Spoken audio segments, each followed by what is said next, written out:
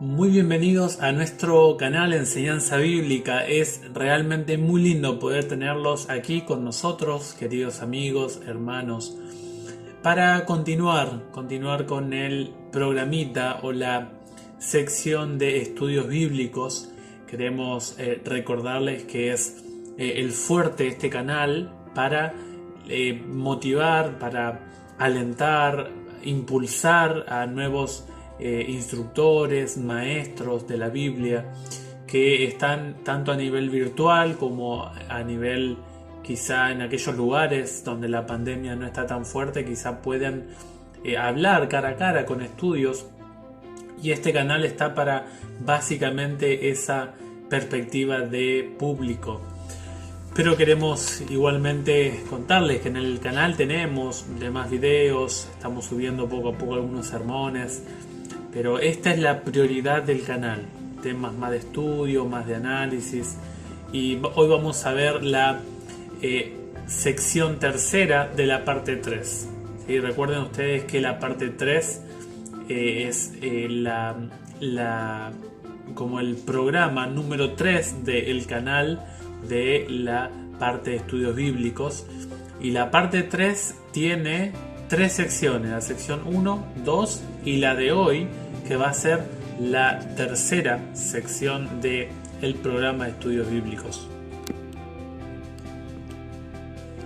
En las secciones 1 y 2 de esta parte 3, ustedes van a ver en la sección 1 un aspecto más introductorio al tema de la Biblia, la lección 1 de la fe de Jesús. Van a encontrar ustedes en la sección 2 un contenido más específico de esta lección.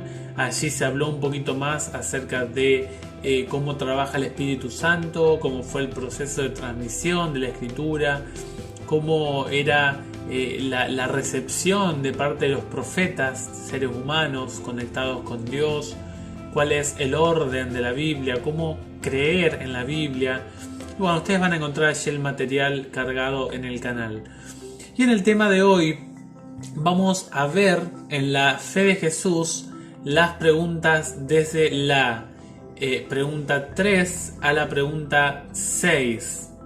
Esas son las preguntas que van a encontrar ustedes en la fe de Jesús, y vamos a hablar un poquito acerca de esta lección.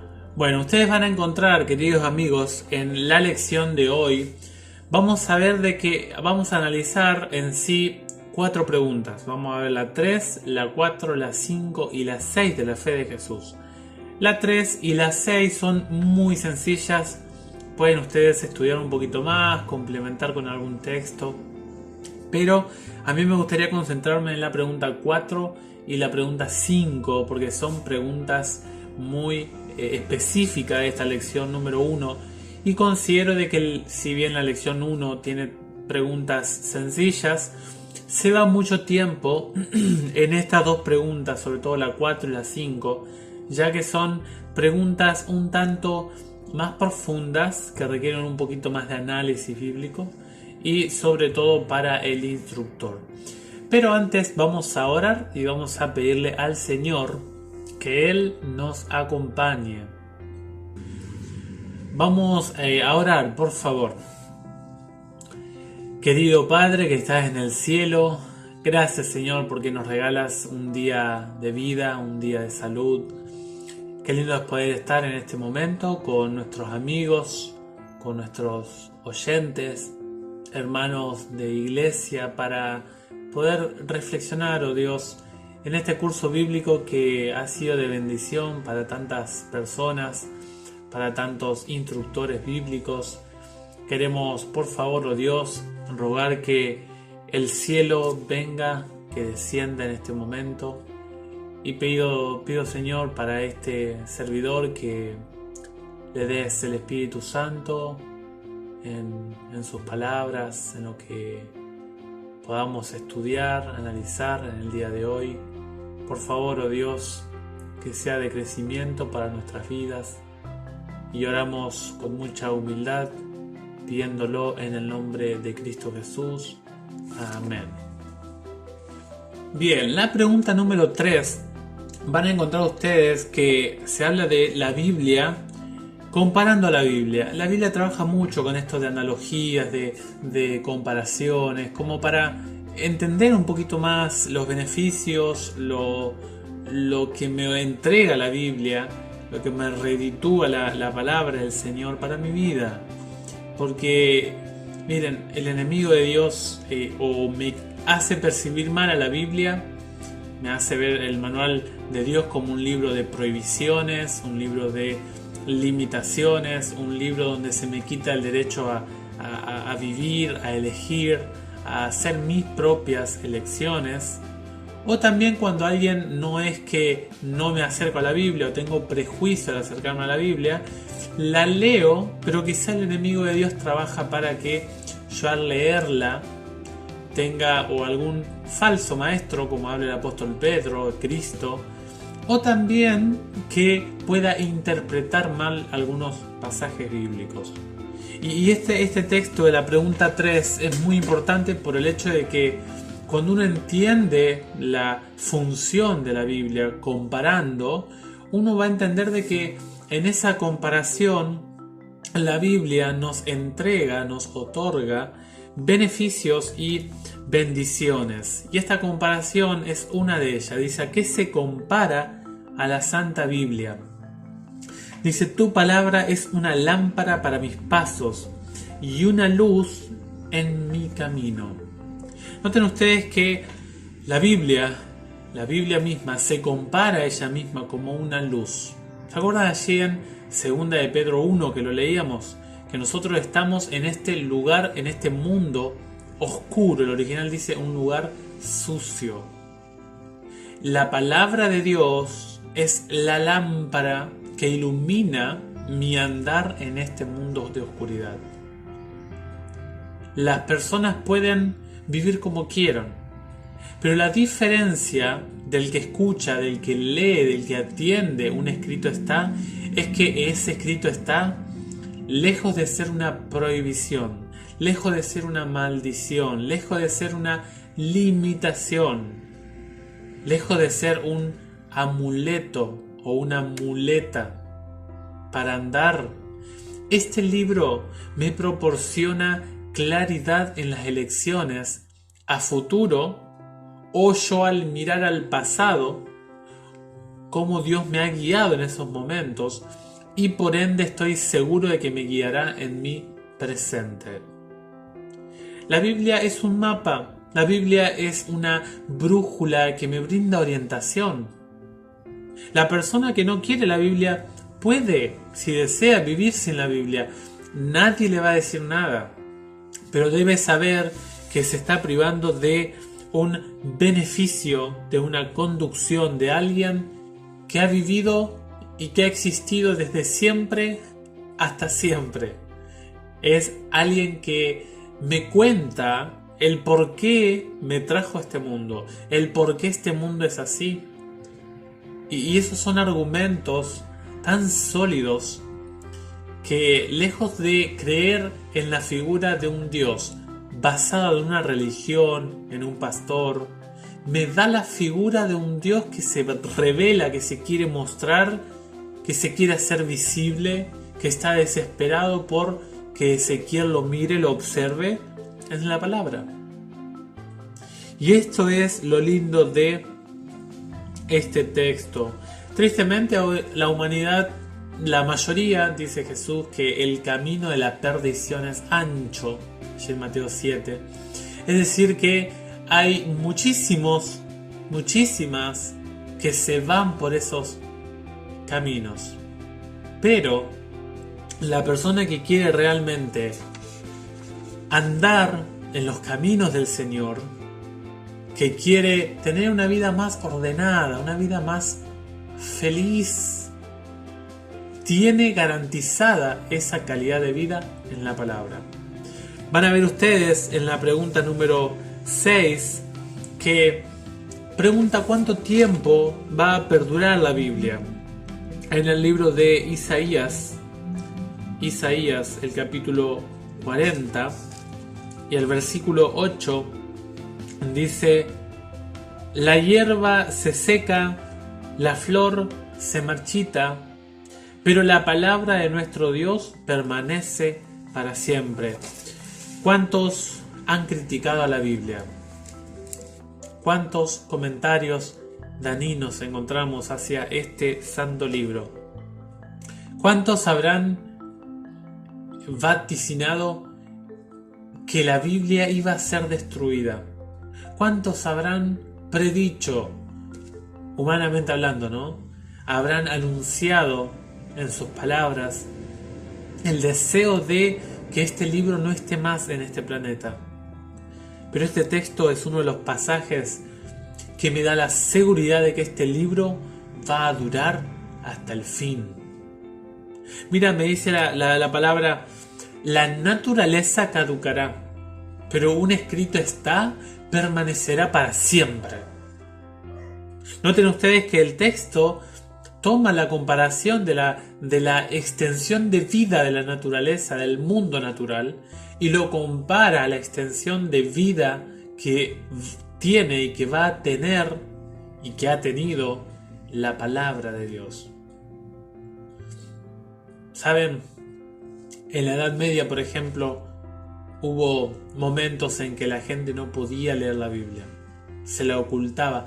Satanás trató por todos los medios de que la gente no pudiera acceder a este libro. Es más, Lutero encontró una Biblia escondida en un altillo. Y saben que cuando uno mira eso, uno se da cuenta de que la Biblia ha sido conservada por Dios. Y eso lo vimos en la lección, la sección 2 de esta parte 3. Y vimos cómo el Espíritu Santo conservó la Escritura. Y cómo Dios protegió la Biblia, la resguardó de una u otra manera. Muy bien, ahora vamos a hablar acerca de los beneficios. Esta palabra, beneficio, es utilidad. Puede hacer alusión a algo que se me otorga, que es de calidad, provechoso, que es digno de aprovechar. Es un bien, una mejora que se me entrega. Es una oferta que se me regala con el propósito de entregarme totalmente algo bueno, algo que me da salud, algo que potencia para el bien lo que yo ya tengo. Noten ustedes que en la pregunta número 4, van a ver ustedes allí que se habla de los beneficios. Vamos a ir a segunda de Timoteo y vamos a encontrar en esta epístola del apóstol Pablo, vamos a encontrar un detalle muy interesante. Dice que la Biblia, aquí en este pasaje, vamos a leer exclusivamente de la Biblia, de la palabra de Dios, específicamente de lo que hace la palabra de Dios para nosotros, para nuestra existencia como criaturas.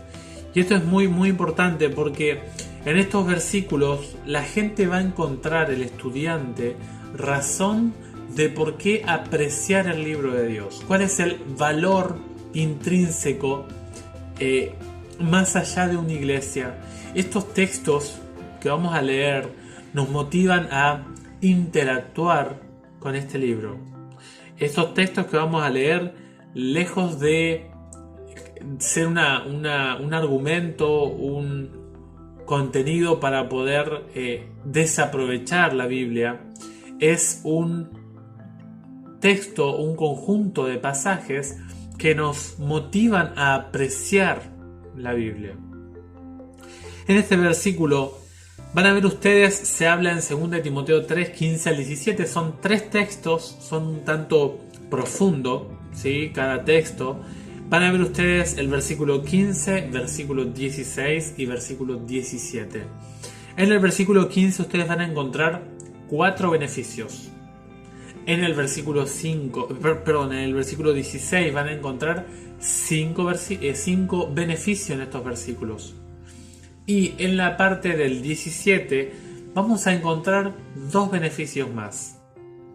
Es decir, 4 más 5 más 2.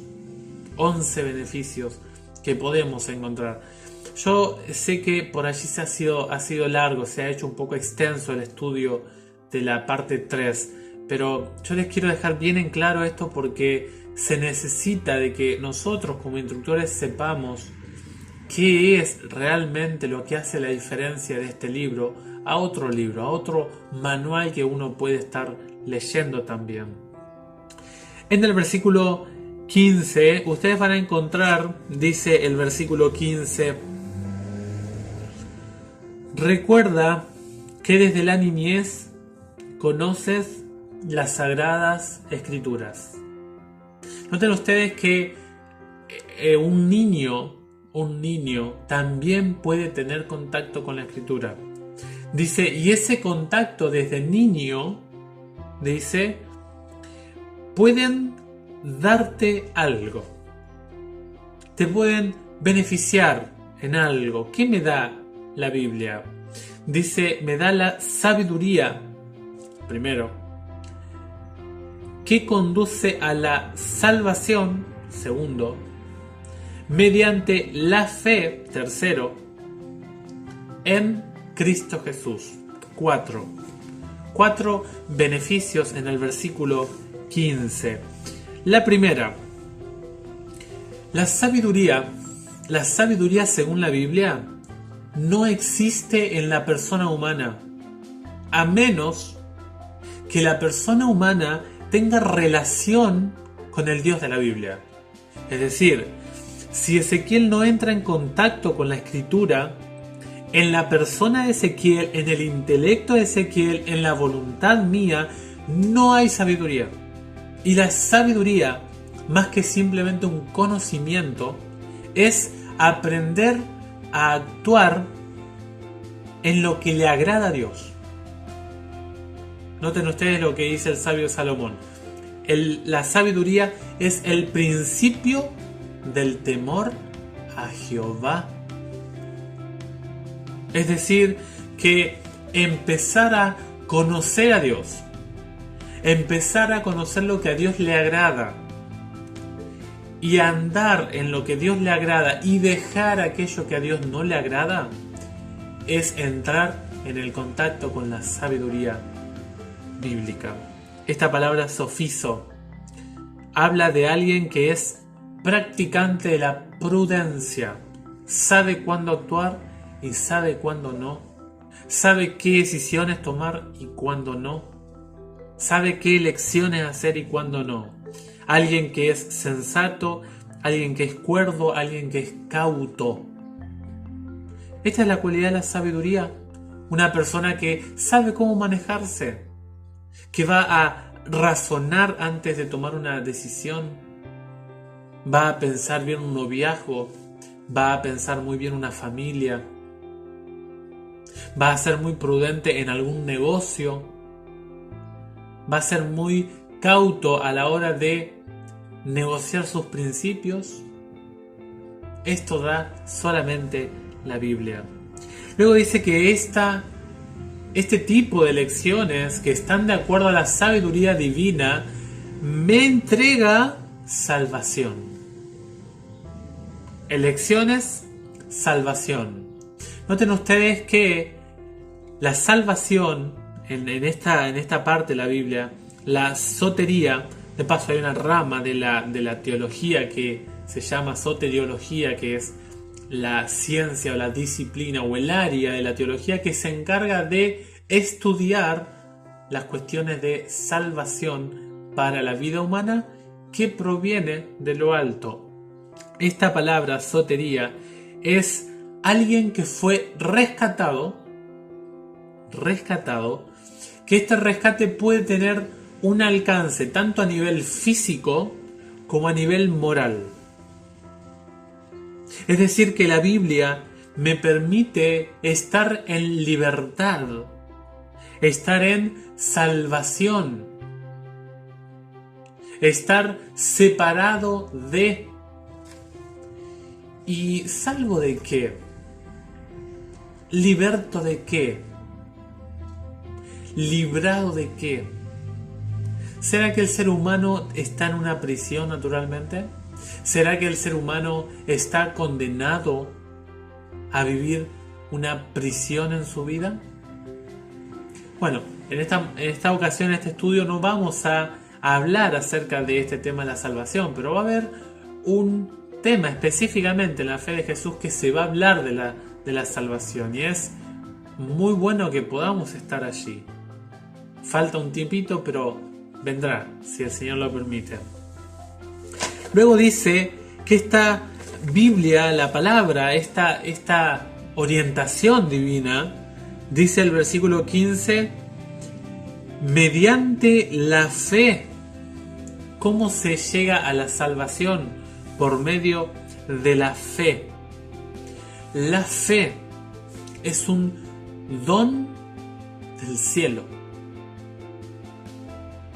La fe no viene por leer contenido de libros de filósofos, de autores vagos, de pensadores varios, no.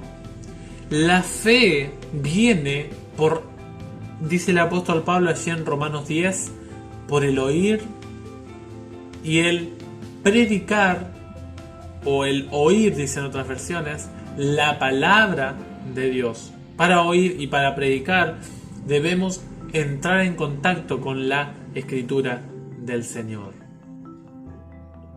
Y la palabra pistis tiene que ver con confiar en alguien, confiar en el sistema de algo. El plan de salvación que nos muestra la Biblia es un sistema, es un programa, una estructura salvífica para la criatura humana. Por eso es muy importante tener en cuenta la palabra fe. El versículo 15 finaliza con la culminación de conocer la persona de Cristo. Saben, Cristo es una persona que se habla mucho hoy en día, pero es interesante que la Biblia dice que hay algunos que tienen otro Cristo. Es decir, que existen más de un Cristo en este mundo, no en la Biblia. En la Biblia hay un Cristo nomás. Hay más de un Cristo que se hace la gente aquí en la tierra. ¿Quién fue Jesús? ¿Por qué nació del pueblo judío? ¿Será que la gracia que se encuentra en la persona de Jesús está manifestada de alguna manera en el Antiguo Testamento? ¿Cómo se salvaba la gente del Antiguo Testamento? ¿Era por Cristo? ¿Por qué Jesús vino a morir? ¿Quién es la persona de Jesús? ¿Qué función cumple Cristo en la Escritura? ¿Será que Cristo resucitó realmente, como dice la Escritura? ¿Hay manera de corroborar eso? ¿Por qué Jesús ascendió a los cielos? Si en teoría mucha gente habla de lo que Cristo hizo en la cruz, pero ¿qué está haciendo Cristo ahora? ¿Qué está haciendo ahora? ¿Qué función está desempeñando ahora Cristo? ¿Por qué se fue? ¿Será que el plan de salvación no era solamente aquí en la tierra? ¿Habría algo más? Es muy importante estas preguntas. La persona tiene que conocer a Cristo Jesús y la única manera es mediante la Biblia. El versículo 16 tiene 5 beneficios. Esta palabra, dice el versículo 16, toda la Escritura, la palabra toda ya la analizamos en la sección 2, el video pasado. Toda la Escritura está inspirada por Dios. Esta palabra inspirada generalmente puede traer confusión hoy en día con el español nuestro. Cuando alguien inspira es alguien que toma aire hacia adentro, algo que pasa aquí adentro de uno. Pero saben que la palabra theoneutos que aparece en el griego es una palabra que indica que Dios exhala la Biblia, que Dios la hace salir de sus pulmones a la palabra suya. La palabra de Dios no es una palabra que nace en la mente humana, lo dijimos en la lección pasada, pero lo vuelvo a repetir porque es importante. La palabra nace en el corazón de Dios. Y luego dice que la Biblia primeramente nos enseña. Usted en este libro va a tener un didascalía, un maestro. Va a tener un consejero. Está relacionada luego con la palabra educar, que aparece más adelante en el mismo versículo 16. Van a ver ustedes que esta palabra enseñar es alguien que me entrega a mí una instrucción, una doctrina, es la función de instruir, alguien que enseña, alguien que está dispuesto a recibir un aprendizaje. Eso también. Eso es esencial. La Biblia me instruye. Y saben, aquí es algo muy, muy interesante porque yo he conocido gente que es culturalmente con el conocimiento convencional de este planeta, o sea, los conocimientos que son para todos, que todos pueden alcanzar, son analfabetos, son nulos, pero leen la Biblia y son personas realmente cultas. Son personas que pueden expresarse, que tienen capacidad de análisis, de escrutinio. Es decir, son personas con habilidades intelectuales poderosas. ¿Dónde está el secreto de esa persona que fue hasta primero, segundo año de la primaria, tercer año era lo que había en su tiempo? De la Biblia. La Biblia es un maestro. Dice que la palabra de Dios es útil para arguir o redarguir. Otras versiones dicen eso. Esta palabra elegmos es alguien que me reprende. Y a veces los beneficios traen en el proceso de obtener ese beneficio dolor, cansancio, agotamiento, esfuerzo.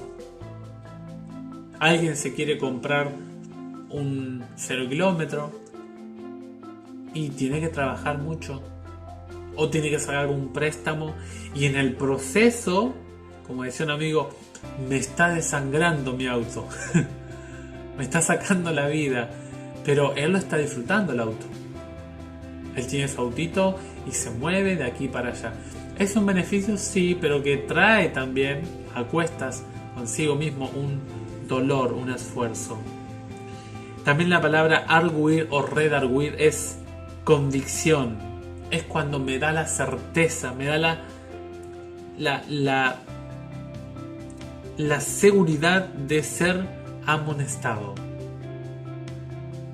Una amonestación que me va a dar un buen resultado, un buen final.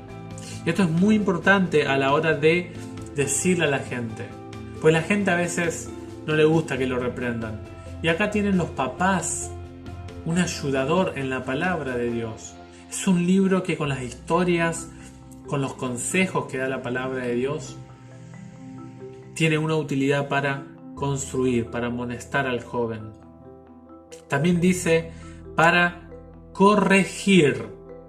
Corregir. Epanordosis es la palabra. Viene de dos palabras. La primera es epi, que es una preposición que es sobre, encima, algo que está sobre algo. Y luego viene de anorzo.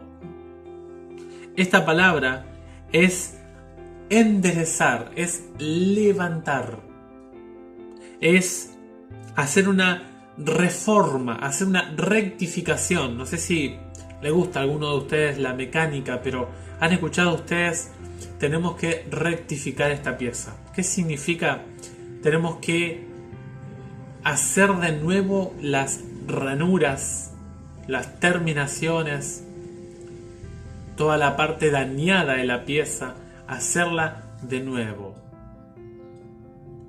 Mandar a rectificar.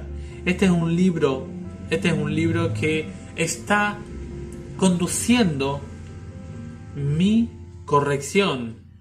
Tiene el propósito de levantarme, de enderezarme, de decirme: Ezequiel, no está bien lo que haces.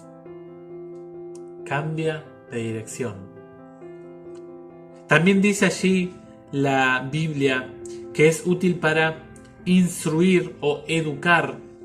Y esta palabra paideia tiene que ver con una educación, un entrenamiento o recibir la capacidad de ser disciplinado.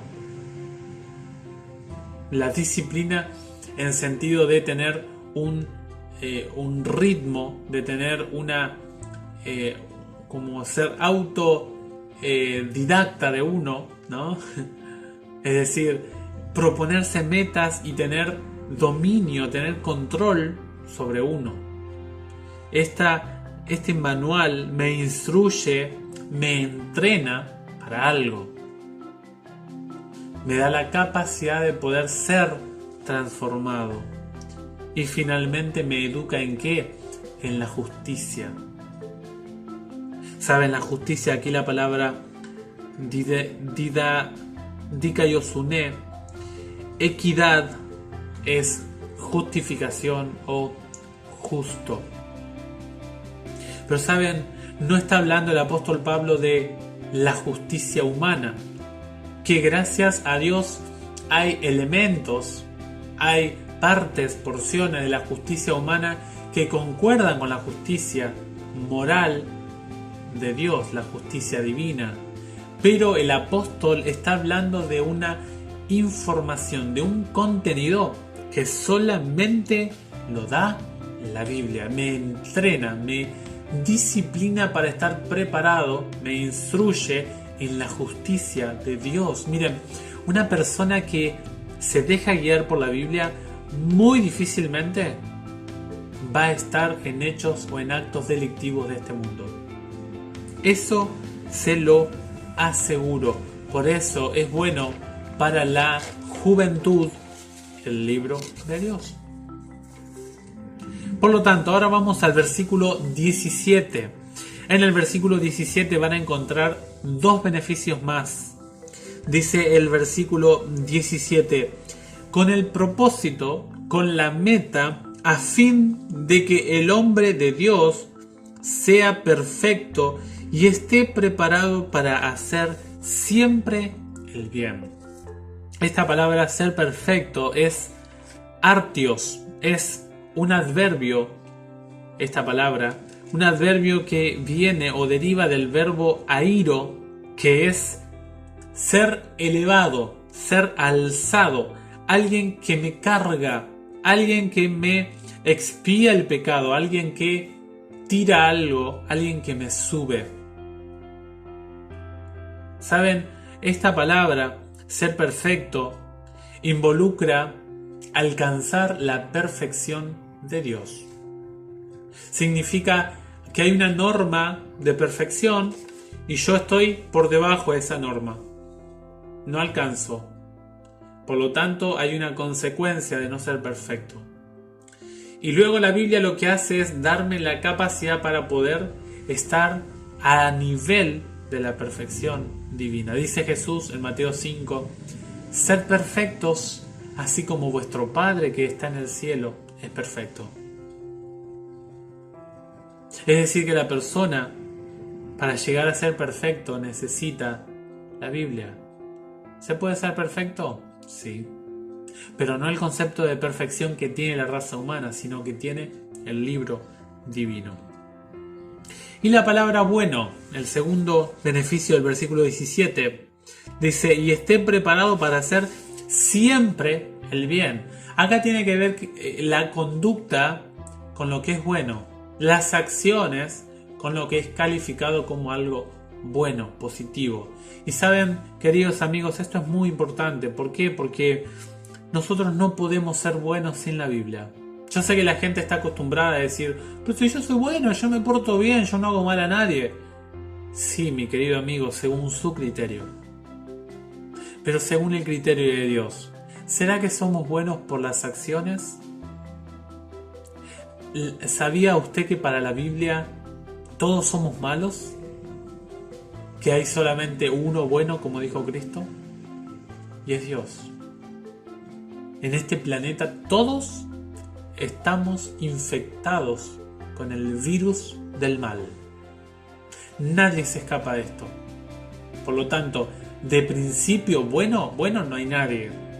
Esta palabra bueno, agazos, tiene que ver con practicar la bondad de manera holística, completa, en todo, dentro y fuera de uno mismo. Tiene que ver con intenciones, el corazón, y tiene que ver con las acciones, con la conducta. Ese pensamiento llevado a la acción. Quiero decirle que nadie en esta tierra es bueno por naturaleza. Por lo tanto, necesitamos sí o sí del libro de Dios para aprovechar estos beneficios. Y ahora pasamos a la pregunta 5. Vamos a hablar de las bendiciones que da la Biblia. Si bien por allí bendiciones, beneficios se confunde, pero no todos los beneficios son bendiciones. Eso es muy importante a tener en cuenta. Las bendiciones es algo que viene acompañado siempre por Dios. Nosotros tenemos el beneficio de una educación en una universidad pública o inclusive en universidades privadas, pero no quiere decir que tengamos la bendición de tener lo que nos da la Biblia.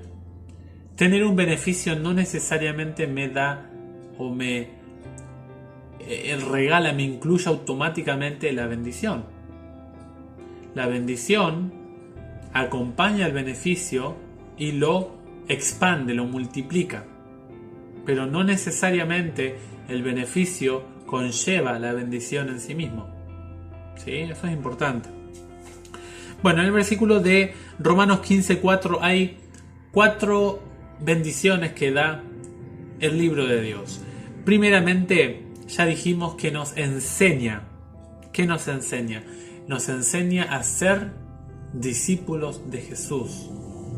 A ver cuáles son las cosas que en nuestra vida están erradas, están equivocadas. Y nos enseña a ser estudiantes minuciosos del libro de Dios. El libro de Dios también dice la palabra que nos da constancia o paciencia. Esta palabra el Apocalipsis lo usa, ¿no? Aquí está la hipomoné, la paciencia, la resistencia sería una mejor traducción. ¿Saben? La Biblia nos da la materia prima para poder soportar aquellas cosas que nos pasan en la vida. Hay hermanos que pasan cosas terribles y en esos momentos terribles es cuando encuentran consuelo, encuentran fortaleza, refugio en Dios, en su palabra. Son esos momentos donde la Biblia me sostiene, me contiene, me permite seguir adelante, avanzar, continuar con mi vida personal. La palabra luego viene el consuelo, que es paráclisis. Allí viene o está relacionado el trabajo del Espíritu Santo, el parácletos. Uno es un sustantivo, ¿sí? Y aquí, la palabra consuelo, exhorta, es una función. La palabra consuelo es alguien que me exhorta, que me influye para hacer algo. Algo bueno o algo malo. Gracias a Dios la Biblia es algo bueno, ¿no? Pero La palabra paráclisis es alguien que me conforta, alguien que me alienta, alguien que me anima. El libro de Dios da consuelo, da aliento al que lo lea, al que lo estudia. Una persona que tiene un problema, que tiene la Biblia en su vida, no lo va a enfrentar de la misma manera que una persona que no la tiene. Una persona que tiene la Biblia en su vida no va a terminar ese proceso de dolor de la misma manera que una persona que no tiene la Biblia en su vida. Y una persona que tiene la Biblia en sus manos va a mirar el mañana, va a mirar la peor situación de la vida de manera diferente. ¿Saben? La gente dice, lo único que no tiene solución es la muerte. ¿Sabía que para la muerte sí hay solución? La Biblia así lo dice. Por eso luego dice esperanza, elpis. Alguien que anhela algo, alguien que ha escuchado, se le ha dicho algo, pero todavía no lo ha recibido. Es anhelar algo de manera placentera, gozosa. Y bueno, finalmente ustedes deben hacer una apelación, un llamado a la persona a que tome una decisión. Ahora, ¿qué va a hacer usted con lo que hemos estudiado, con lo que hemos leído? Bueno, usted tiene que decirle ahora a la persona que hay 4 cosas para hacer. Tiene el texto de Deuteronomio 17:19, Juan 5:39, Jeremías 15:16 y Apocalipsis 1:3. En Deuteronomio 17 habla de tener una Biblia. La persona en este programa de este curso bíblico recibe una Biblia y empieza con el estudio bíblico a aprender a manejar la Biblia, que allí va a trabajar muy bien el instructor, y luego tiene que empezar a estudiarla. Tiene que empezar a descubrir los conceptos que en la Biblia hay. Debemos hacer un estudio minucioso del libro de Dios, dice Cristo. Y allí está unido con la primera parte, Juan 5:39. Luego habla de la actitud de recibir la palabra de Dios. Dice el profeta Jeremías, mientras yo comía tus palabras, eran dulces a mi boca. La actitud con que yo recibo el libro de Dios.